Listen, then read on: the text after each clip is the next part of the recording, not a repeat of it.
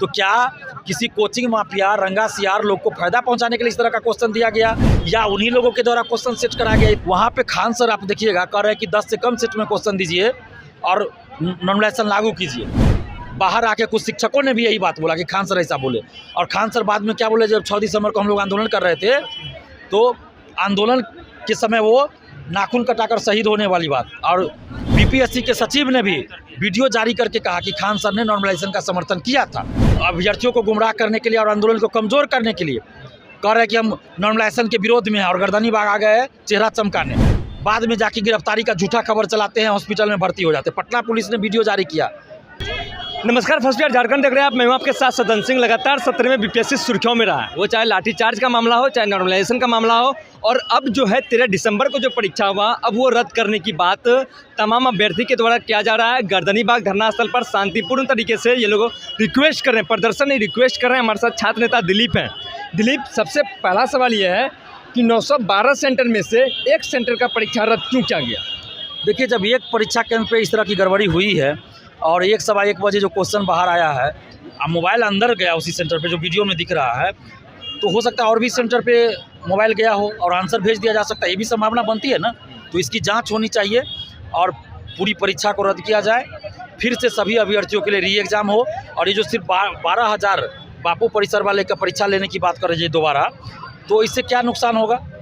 नुकसान यही होगा कि अगर 13 दिसंबर की अपेक्षा इन लोगों को री एग्ज़ाम में टफ क्वेश्चन पूछ दिया गया तो इन लोगों के साथ अन्याय होगा 12,000 के साथ, और 13 दिसंबर की अपेक्षा अगर इजी क्वेश्चन पूछ दिया गया तो ये 911 केंद्र पर जो लाखों अभ्यर्थी एग्जाम दिए उनके साथ अन्याय होगा।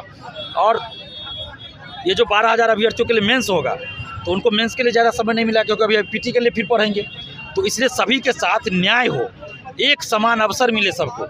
इसलिए ये आवश्यक है कि पूरी परीक्षा रद्द करके फिर से सभी अभ्यर्थियों के लिए री एग्ज़ाम हो और पूरे मामले की जाँच हो। 11 लोगों को जो स्पेशल ट्रीटमेंट दिया गया खगड़िया में, बापू परिसर में जो इस तरह की घटना हुई, इन सब मामले की जांच हो और क्वेश्चन का लेवल जो सिपाही भर्ती से भी नीचे का था इसकी भी जांच हो कि क्या ये क्वेश्चन जो सेट हुआ किसके द्वारा हुआ है। आखिर आयोग ने इतने निम्न स्तर का क्वेश्चन सेट कैसे कर सकता है, जबकि इसके पहले भी बीपीएससी का एग्जाम हुआ है?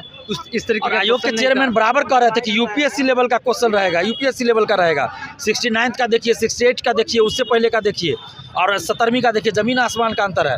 बिहार में सिपाही भर्ती की परीक्षा हुई, उसका भी लेवल इससे बहुत ऊंचा है। तो ये तो सिविल सेवा की परीक्षा लग ही नहीं रही है।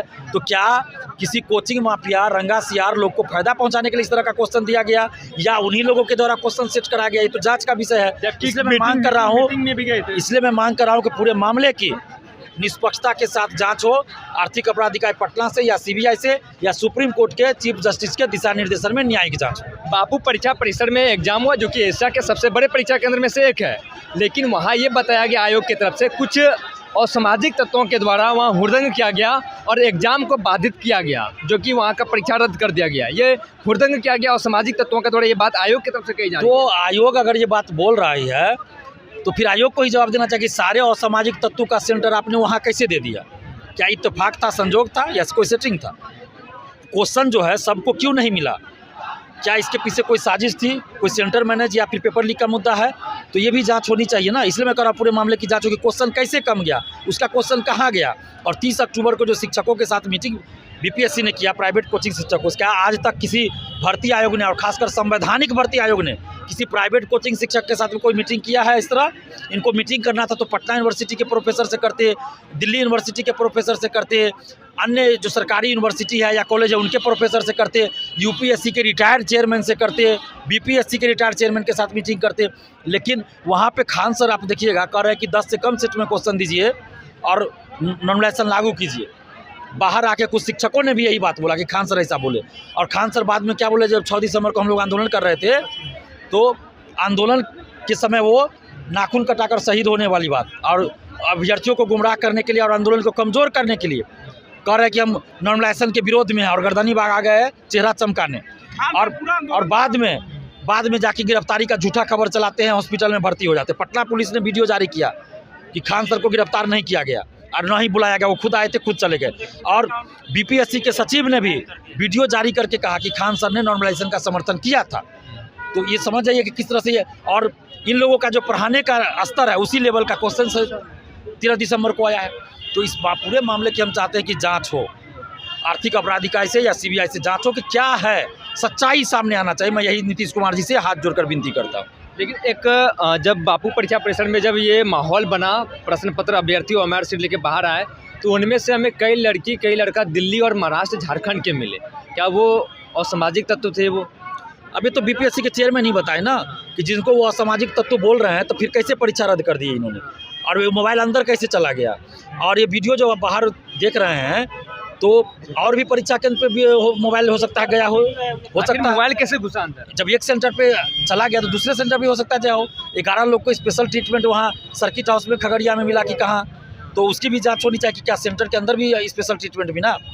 और ये जो पूरा मामला हुआ है, 200 एसडीएम 136 डीएसपी, खेल शुरू हो गया जब से वैकेंसी आई। तो कोचिंग माफियाओं की क्या इसमें कुछ भूमिका है या नहीं है, इसकी जांच होनी चाहिए। सेंटर पे कुछ दिन पहले नामे अभी आप देखिए, ये बता रहा है ना कि 3 कोचिंग शिक्षक जो है पटना के वो पेपर लीक में है, तो उसका नाम सार्वजनिक होना चाहिए, उस पर कार्रवाई होनी चाहिए। ऐसा ना हो कि बड़े लोगों को बचा लिया जाए या छोटे कोचिंग वाले को जेल भेज दिया जाए, ऐसा नहीं होना चाहिए।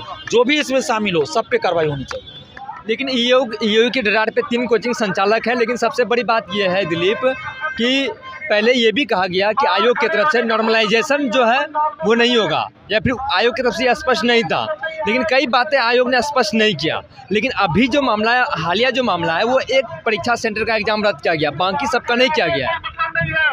बाकी एक ही 912 में से 911 सेंटर का एग्जाम रद्द नहीं हुआ, मात्र एक ही परीक्षा सेंटर का रद्द। वही तो मैं कह रहा हूँ ना कि जब एक सेंटर की रद्द हुई या एक सेंटर पे इस तरह की बात सामने आई, क्वेश्चन लेके लोग बाहर आ गए, और हो सकता है आंसर भी तब अंदर चला गया होगा, तो इसलिए ये बात सामने आनी चाहिए। पूरे मामले की निष्पक्ष जांच होनी चाहिए। बापू परीक्षा परिसर में नामी शिक्षक के द्वारा कंडक्ट एग्जाम भी करवाया गया था। बिल्कुल, ये खान सर के द्वारा परीक्षा से पहले बीपीएससी का टेस्ट सीरीज आयोजित करवाया गया, और खान सर के द्वारा वैकेंसी आने के समय कहा गया 1600 या 1800 कि 1600 या 1800 कि हमारे कोचिंग से ही रिजल्ट होगा। तो ये कैसे कोई दावा करता? इस सारे मामले की निष्पक्ष रूप से जांच होनी चाहिए। देखिए, तमाम बात आप सुन रहे थे, छात्र नेता दिलीप की बातें को सुन रहे थे, जो कि उन्होंने स्पष्ट तरीके से कहा कि तमाम जो शिक्षक है, शिक्षक माफिया, उनके ऊपर कार्रवाई होनी चाहिए। कार्रवाई की बात कर रहे हैं, और सभी 912 सेंटर के ऊपर फिर से एग्जाम करने की बात कर रहे हैं। इशारों में नामी गिरामी शिक्षक के ऊपर जोरदार तरीके से इन्होंने आरोप भी लगाया, और इन्होंने साफ तौर पर कहा कि 912 सेंटर जो है, 912 सेंटर का एग्जाम रद्द हो, अब फिर से एग्जाम हो। आयोग ने कुछ भी स्पष्ट नहीं किया। आयोग ने हमेशा जो है संशय क्रिएट करते रहा है। बने रहिए फर्स्ट बार झारखंड के साथ, मैं संसिंह पटना। गोल, जहां 27 वर्षों के सफर में 17,000 से भी अधिक छात्रों ने डॉक्टर एवं इंजीनियर बनकर भरे सफलता की ऊंची उड़ान, जहां साधारण छात्र भी झारखंड टॉपर्स बनकर बना रहे इतिहास। दूरदर्शी शिक्षाविद श्री विपिन सिंह के मार्गदर्शन में मेडिकल एवं इंजीनियरिंग के लाखों छात्रों के लिए आशा की किरण के रूप में गोल, नेशंस लीडिंग इंस्टीट्यूट।